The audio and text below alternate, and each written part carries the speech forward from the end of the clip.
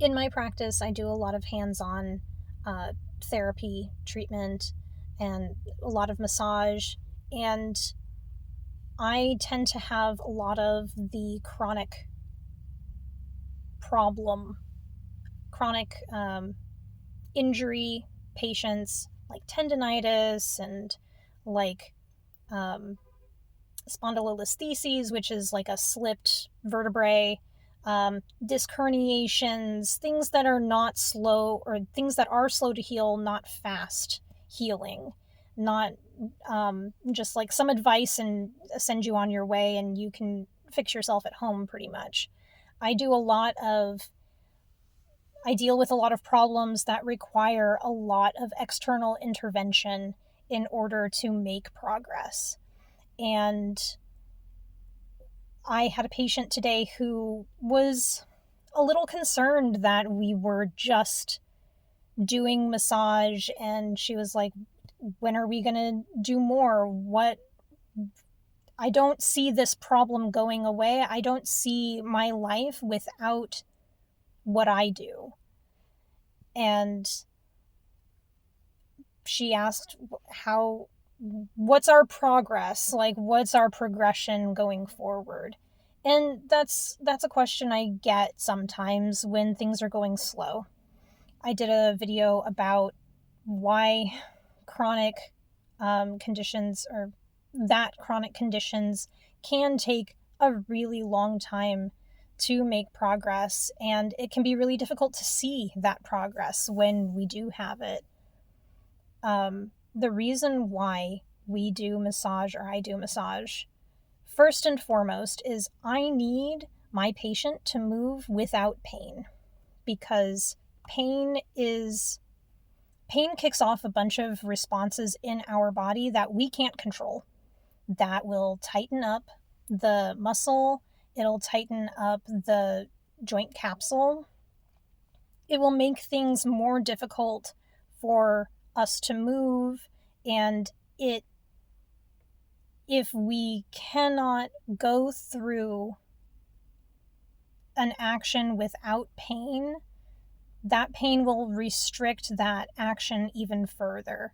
And so it makes us less functional. Even if we're not looking at pain being disruptive in itself, and pain is a barrier to activity in itself. So, my first job is to get you, the patient, out of pain. After that, we figure out what action you can take without pain and how far we can take that. Then we do that. We need to figure out what actions you need the most in your daily life. We focus on regaining those first. Then, once we have full range of motion without pain, and we are able to start doing exertion that can be physical therapy exercises, or that can just be living life. Living life is therapy, it's training, it's conditioning for our body. How we live and how we use our body in life is how our body is informed what it needs to strengthen, what it needs to condition, what it needs to firm up or create structure around in order to protect or support. So, once we can move freely and do activity that is exertional, then we can work on increasing our endurance for that. So, how much time we can spend doing those activities or those exercises, or the exertion in those things, how much weight we lift, or how much force we put behind the activity. And that is generally the progression I use for my patients. And once we get into that with daily living activities, then, like, if I'm coming to a point with my patient where I see they're doing really well with the basics, then I say, okay, what do you have coming up? Do you have travel? Are you going to be visiting someone in a different city? Are you going to be entertaining anyone? Do you have a party? Do you have a big hike that you want to go on? Do you have gardening that you want to prepare for in the near to medium far future? And then usually there's something there. Yeah, I really want to get into the garden this spring. And then I'll ask, okay, what do you have reservations about getting into the garden?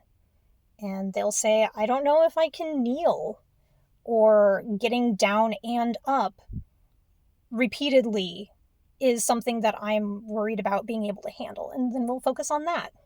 So that's generally the progression that I follow and the priority that I place in my treatment.